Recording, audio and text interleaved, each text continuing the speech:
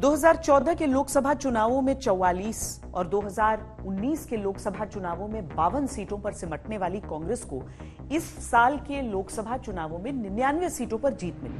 कई राजनीतिक विश्लेषकों ने इसे कांग्रेस की वापसी के संकेत माना। अब कांग्रेस ने लोकसभा चुनाव में संविधान का मुद्दा उठाया, आरक्षण का मुद्दा उठाया, महंगाई, बेरोजगारी जैसे मुद्दों पर भारतीय जनता पार्टी को घेरा।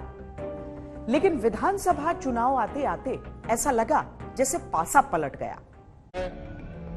हेमंत सोरेन सत्यनिष्ठा से प्रतिज्ञा करता हूं कि सत्यनिष्ठा से प्रतिज्ञा। रांची में हेमंत सोरेन ने झारखंड के 14वें मुख्यमंत्री के रूप में शपथ ली तो इंडिया गठबंधन के सभी बड़े नेता इस कार्यक्रम में मौजूद थे, सिवाय महाराष्ट्र से शिवसेना यूबीटी के। लेकिन उससे भी हैरान करने वाली बात यह है कि उद्धव ठाकरे की पार्टी महाराष्ट्र में हार के लिए अब कांग्रेस को ही जिम्मेदार ठहरा रही है।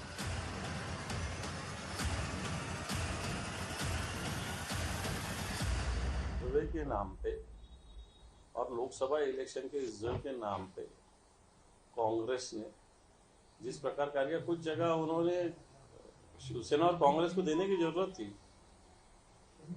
थी ना उतनी, लेकिन कांग्रेस तो किसी को मानने को ही तैयार नहीं थी। जैसा कांग्रेस का सीएम का भी शपथ विधि करना, ये पोजीशन में कांग्रेस बात कर रही थी। 3 महीने पहले एक कार्यक्रम में उद्धव राजीव गांधी की शान में कसीदे पढ़ रहे थे, लेकिन 3 महीने बाद भी विधानसभा चुनाव में हार के बाद कांग्रेस के ऊपर ही हार का ठीकरा फोड़ रहे हैं। लास्ट के दिन तक सीट अलायंस पे बात करते रहे। सही मायने में देखा जाए तो वो सब काम प्रचार का रहता है, जनता में जाने का होता है, लेकिन हम लास्ट दिन तक सीट अलायंस पे ही बात करते रहे। उद्धव ठाकरे के शिव सैनिक शिकायत कर रहे हैं कि चुनाव तक कांग्रेस सीट बंटवारे में उलझी रही।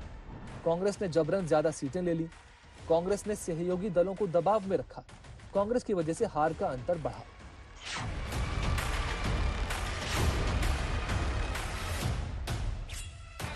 अब सवाल ये उठता है कि कांग्रेस की रणनीतियों में कहां कमी रह गई कि सिर्फ महाराष्ट्र ही नहीं, हाल ही में हुए ज्यादातर विधानसभा चुनावों में हार का मुंह देखना पड़ा।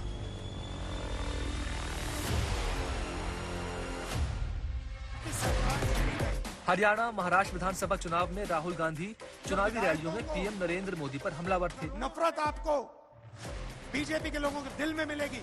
युवाओं को नरेंद्र मोदी ने बेरोजगार बना दिया। लेकिन जब नतीजे आए तो कांग्रेस के लिए उल्टे पड़ गए। नरेंद्र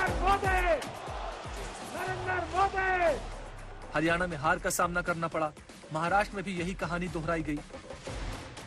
जो महाराष्ट्र कभी कांग्रेस का गढ़ माना जाता था, वहां उसे सिर्फ 16 सीटें मिली। जम्मू कश्मीर में भी कांग्रेस 90 में से 6 सीटें ही जीत पाई। विश्लेषकों के मुताबिक हरियाणा में इस बार के विधानसभा चुनावों में वोटों का बंटवारा जाट और गैर जाट के आधार पर हुआ, जिसका सीधा नुकसान कांग्रेस को हुआ है। विधानसभा चुनाव में भाजपा ने दलित समाज में जाटव वर्सेस नॉन जाटव की एक पॉलिटिक्स करी, जो यूपी में काफी टाइम से वो सक्सेसफुली करते आ रहे हैं। तो गैर जाटव समाज में भाजपा को कांग्रेस पार्टी से ज्यादा सपोर्ट मिला। वहीं ओबीसी समाज यानी जो यादव समाज है, गुज्जर समाज है, इन दोनों समाजों पर भी काम किया। तो आप देखेंगे फरीदाबाद और गुरुग्राम क्षेत्र में भाजपा ने लगभग स्वीप किया है विधानसभा चुनाव में। और जाट समाज में भी जो सपोर्ट जेजेपी को था, 14% सपोर्ट उसको मिला था, वो गिर करके 1% हो गया। उसका भी सारा का सारा फायदा जो है वो कांग्रेस पार्टी को नहीं मिला। लगभग 3% वोट शेयर सपोर्ट उसमें से भी भाजपा ने ले लिया। हरियाणा में कांग्रेस से भूपेंद्र सिंह हुड्डा मुख्य भूमिका में रहे। टिकट बंटवारे में भी उन्होंने ही फैसले लिए। हुड्डा और कुमारी सैलजा के बीच मनभेद भी जग जाहिर रहा। हुड्डा ने हरियाणा में कांग्रेस की प्रमुख दलित नेता कुमारी सैलजा के समर्थकों को 9 सीटों पर टिकट देकर साइडलाइन से कर दिया। नतीजा ये रहा कि कांग्रेस के दलित कार्यकर्ता छिटक गए। बीजेपी चुनाव के दौरान हुड्डा और कुमारी सैलजा के बीच टकराव का विमर्श खड़ा कर कांग्रेस पर निशाना साधती रही। कांग्रेस के अंदर एक बड़ा आपस के अंदर द्वेष है और कांग्रेस के अंदर एक बड़ी गुटबाजी है, और गुटबाजी इतनी ज्यादा चली गई है कि 2 धड़े बन गए हैं, वो आपस में नहीं मिल सकते।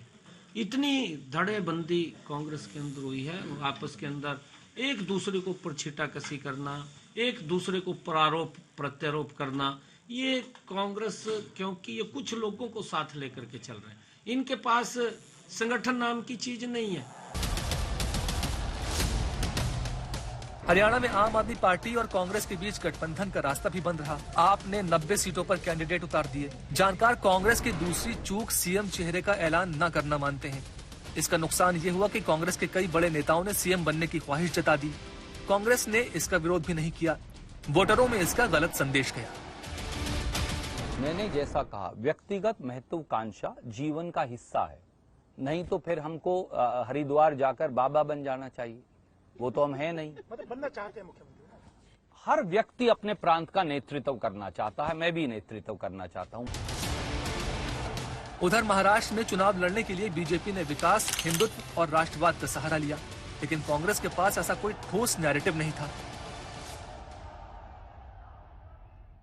हर समाज में, चाहे वो मराठा समाज हो, ओबीसी समाज हो, दलित समाज हो और मुस्लिम समाज हो, इन चारों समाजों में कांग्रेस पार्टी का या इंडिया ब्लॉक का जो सपोर्ट रहा है वो घटा है। अब वो कैसे हुआ? मराठा समाज में मनोज जरांगे पाटिल ने कोई इस बार ओपन कॉल नहीं दिया कि आप किसको वोट करें या ना करें, तो वहां पर इंडिया ब्लॉक यानी महाविकास अघाड़ी का 7% सपोर्ट कम हुआ, वहीं महायुति का 8% सपोर्ट बढ़ा। मुस्लिम समाज में भी महाविकास अघाड़ी का 19% सपोर्ट घटा है CSDS सर्वे के अनुसार। वहीं 10% सपोर्ट जो है मोस्टली लाडकी बहन स्कीम की वजह से, और क्योंकि अजित पवार एक सेकुलर फोर्स है और उन्होंने भी काफी मेहनत करी माइनॉरिटी वोट के ऊपर, बहुत सारे स्कीम्स, टीचर्स की सैलरी बढ़ाई गई वगैरह, जिसकी वजह से 10% मुस्लिम समाज में भी सपोर्ट बढ़ा। जानकारों की माने तो बीजेपी ने महाराष्ट्र चुनाव पूरी तरह स्थानीय मुद्दों पर लड़ा। एक है तो सेफ है। राज्य में हिंदू मतदाताओं के रुझान का ख्याल रखा, इसी के हिसाब से नारे गढ़े। जब भी बटे थे तो कटे थे। लाडकी बहन जैसी लाभार्थी योजनाएं लाए, आरक्षण के सवालों और महाराष्ट्र के किसानों के मुद्दों के इर्द गिर्द अपनी रणनीति बनाई। ये काम कर गया और नतीजों में बीजेपी जबरदस्त जीत के साथ सामने आई।